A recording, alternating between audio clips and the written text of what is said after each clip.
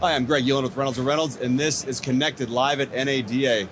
Very excited to sit down with two guests today at the show. We got Ed Roberts, who's the Chief Operating Officer at Bozard Ford Lincoln, and we also have Jeff King, who's the Vice President and General Manager at the store.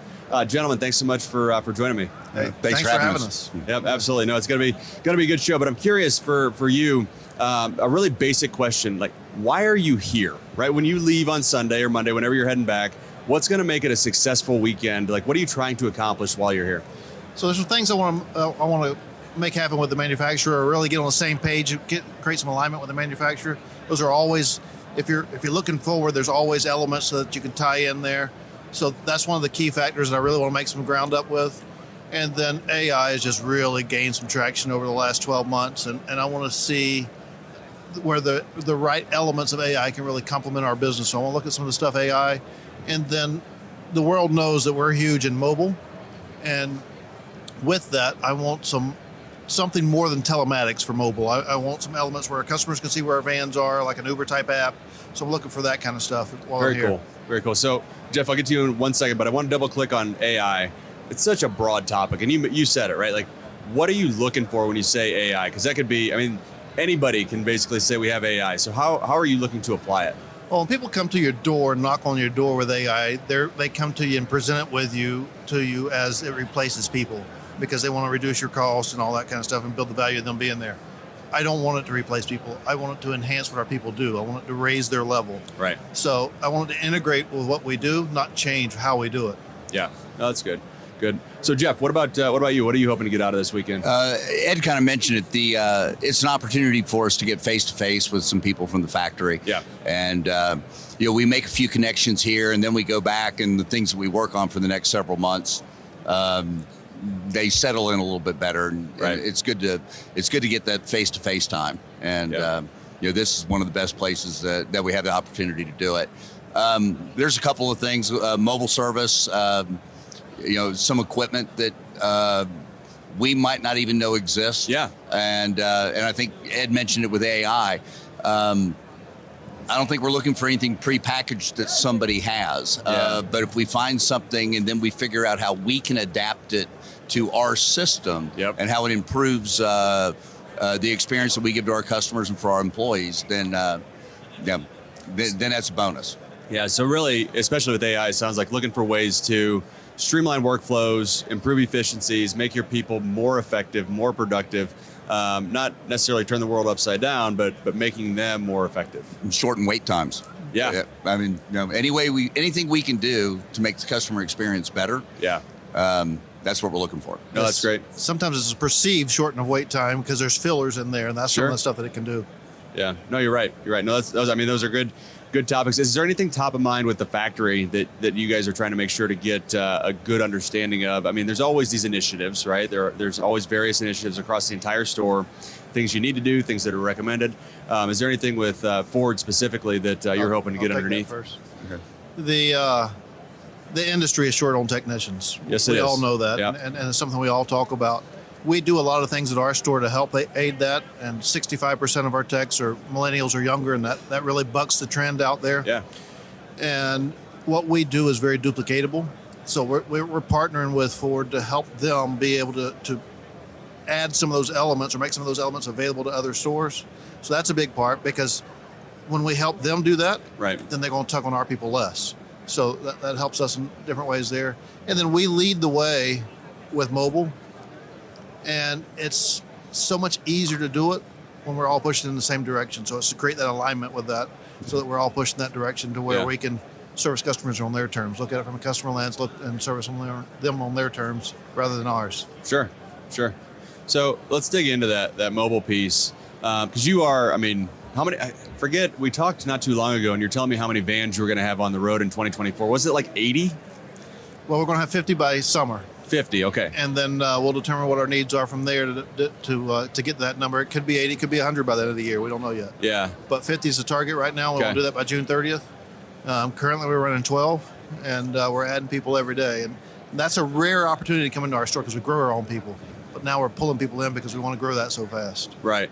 So when you think about that, especially as a store, so I was talking to a Ford dealer maybe 2 weeks ago, and he was telling me they were just getting into this mobile service van stuff, and he was struggling with it. Right, it's something new. Didn't feel like it was right for his market, and there really are a lot of variables. So I'm curious what you think. You're in St. Augustine, Florida, and my assumption, and I don't know what your experience has been, is that there is going to be a big difference between locations, right, geography, demographics, kind of who your clientele is, the type of probably manufacturer, right, the type of work that you're doing. So I don't know, with all those variables, what are your thoughts on, is this a cookie cutter kind of, okay, this is how we do it, and this is how we can replicate it, or are there a lot of variables that need to be taken into account? There is variables, and some of them are valid that you need to look at. But reality is, we get locked in on the obstacles, and it's kind of like asking a girl out.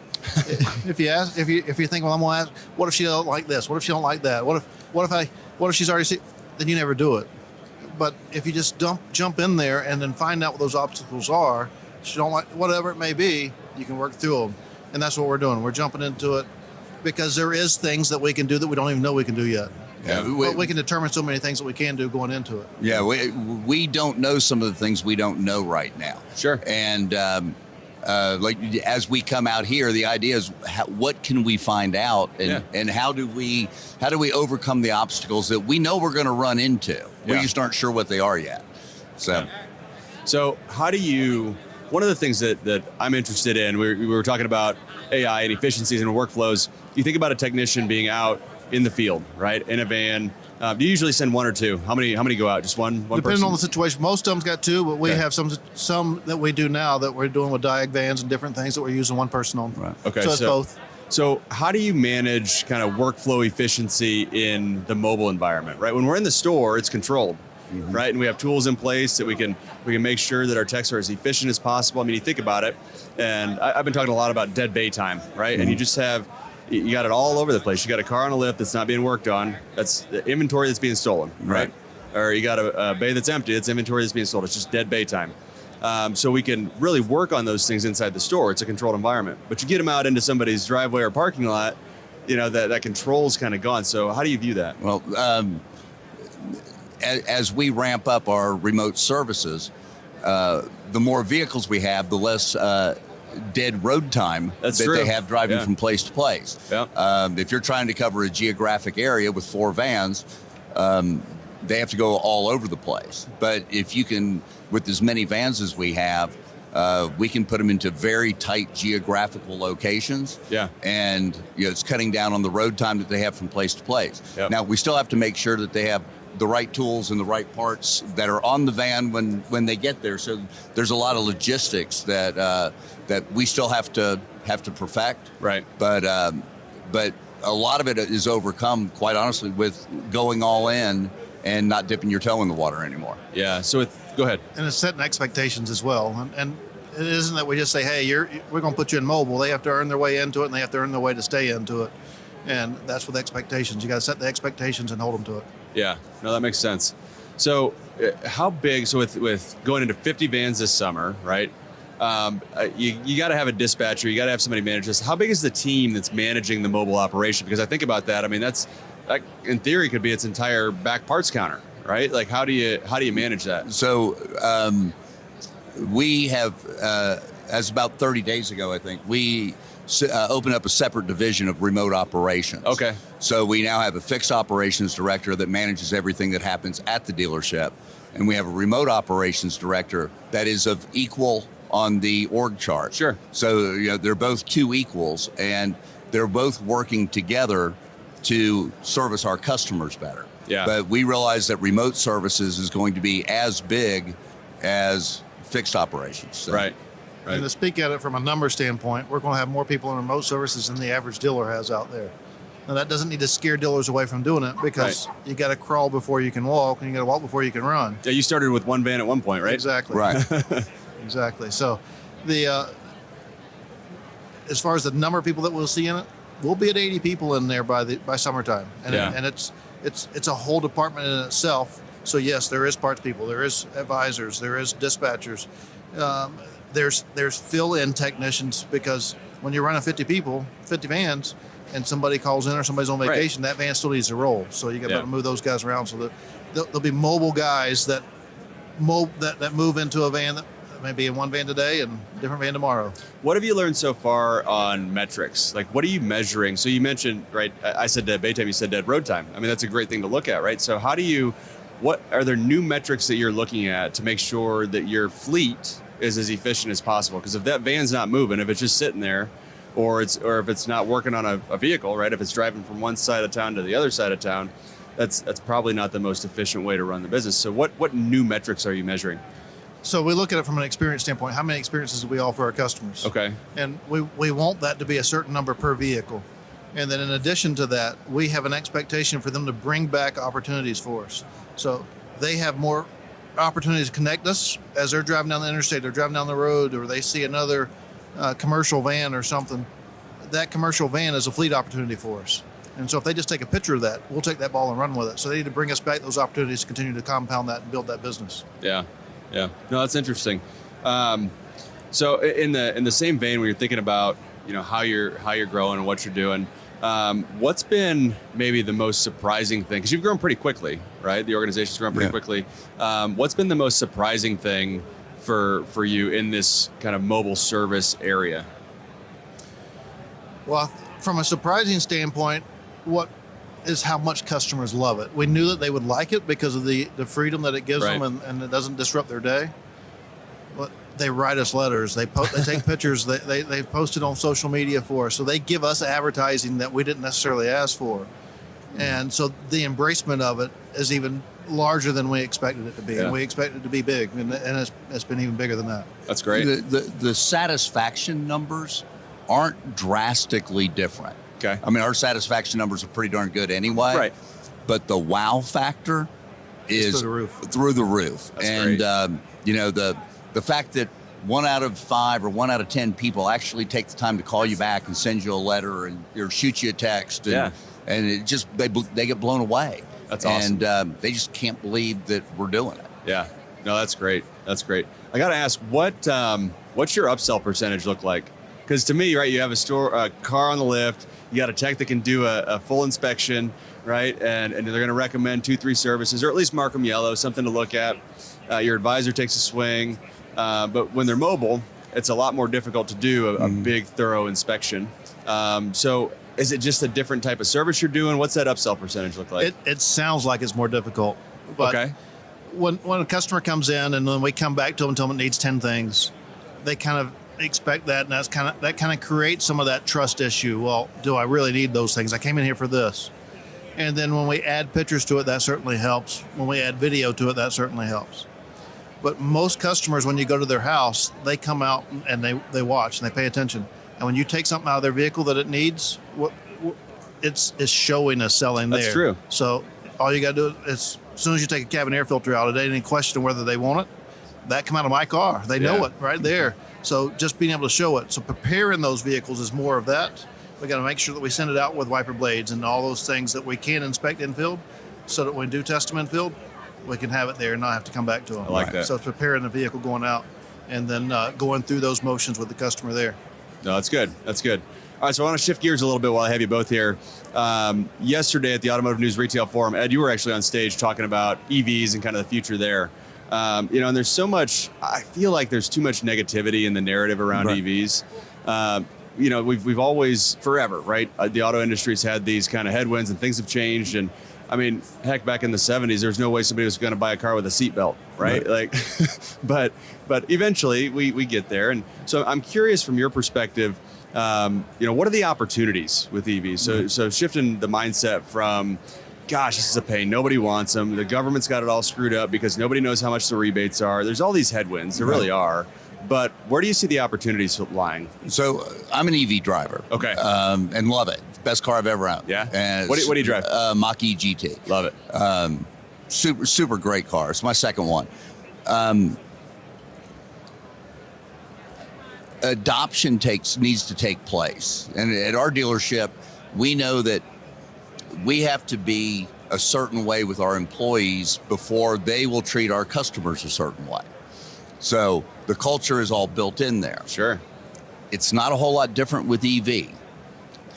if our own people don't drive EVs and own EVs, then they're not going to recommend their friends and their neighbors to do it. So our charging system that we are putting in place to be compliant with Ford, Right. After we did the entire setup, we added 20 additional chargers Oh, wow. in our employee parking lot, so that people that buy EVs from us can Right. charge their cars for free while they're at work. That's great. And we'll break down a lot of the barriers that take place. Technicians, they don't want EVs; they're taking away their livelihood. Sure. But if you give them free transportation, they're also really cheap. Right. And the cars and trucks ride really, really good. They're fantastic vehicles, but we got to get past the perception. We got to get butts in seats, and that's the way we're doing it. We're very optimistic about it, but there are a lot of obstacles that have to be overcome. Yeah. Yeah. Then I'll take that a little further as well. It's almost like a political game. When that time frame comes around, everybody has an opinion. Well, it's the same way with EV right now. Not everybody's driven them, Right. but everybody has an opinion about them. Right. And when customers experience them and when our employees experience them, it creates a whole different mindset. And then secondly to that is we have to help customers visualize how that can fit in their life and not just send them out and expect them to live off of public charging or whatever else. We got to help them visualize having infrastructure at home to where they can charge and leave the house every day with 300 miles of range. And when they do that, most people rarely drive more than the range of the vehicle in a day. Right. It's just having the opportunity to be able to have that range every day without going out of their way to get it. Right. Yeah. So Jeff, you mentioned technicians and having kind of this concern, right? This legitimate fear of, there's the vehicles are built different. There's fewer moving parts in an EV than there are in an ICE vehicle. That's just reality. Right. Do you think, because I would question if it truly is going to take away their livelihood. I think their livelihood will change. Right. But they're going to become more computer technicians than hardware technicians. But we have a technician shortage. Yeah, you're right. In our industry right now, anyway. The fact that they could even be thinking that they might be run out of work is absolute. But how technicians think. They want to make sure that their food's always going to be on the table, Right. and I agree with them. But we have so much work that's coming out with all the ICE vehicles we're selling now. Anybody that's working on cars right now will have plenty of cars to work on for the rest of their working career, 100%. even if they're 22 years old right now. Yeah, I agree. Yeah. And I'll take that in a different direction. Technicians are technicians. They are gearheads, and it doesn't take a gearhead to work on an EV, so they don't see that as something that they're going to work on. So it's a different class of technician that we need for those EVs. They're kind of like that computer, that techie guy that we need to have for those vehicles. And we have to prepare ourselves for that because those gearheads are not necessarily going to do it. That's like asking a construction worker to be an eye surgeon. It's not what he does. Yeah. Right. He looks at that as that's not what I work on. That's not what I do. And so it allows us, it really helps us as an industry because it allows us to pull a new clientele of technician into our field. Sure. Right. No, that's a good point. That's a good point. All right, well, gentlemen, this has been fun. I appreciate you taking time out of your weekend at NADA to sit down. Anything else you wanna chat about before we jump out of here? Anything top of mind for you? Well, I appreciate you taking the time to share what you guys are doing, and you guys are great partners, and I appreciate what you do for us. Oh, 100%. Yeah, thanks for Thank having you. us. So real quick, before we jump off, though, I got to ask, for anybody that's going to watch this, right, looking forward to 2024, right, we're in February right now. Just turn the calendar to February. What's the one thing to look out for to go attack? I'll start with that. And this may sound cliche-ish, but if you keep it in front of you, it'll be impactful. Focus on the things you can control. Don't focus on the things you can't. We talk about all the stuff with EV that we can't control. If you handle the things that you can control with EV will take off. It's the same way with tech development. It's the same way in the sales department. There's so many things that we can do. Focus on what you can control. That gives you a list of what you can do. When you're talking about the things you can't control, you can't go do anything about it. Yeah. Good. Your That thoughts? and we need to execute. We have a saying, we do a very common thing, but we try to do it uncommonly well. Yeah. And as we go into some of these new ventures, we need to make sure that the product that we deliver is up to the expectations that, quite honestly, our customers expect. Yep. No, it's perfect. All right. Well, Ed Roberts, Jeff King, thank you so much for joining. Really appreciate it, and have a great show. All right. Thank you. Greg.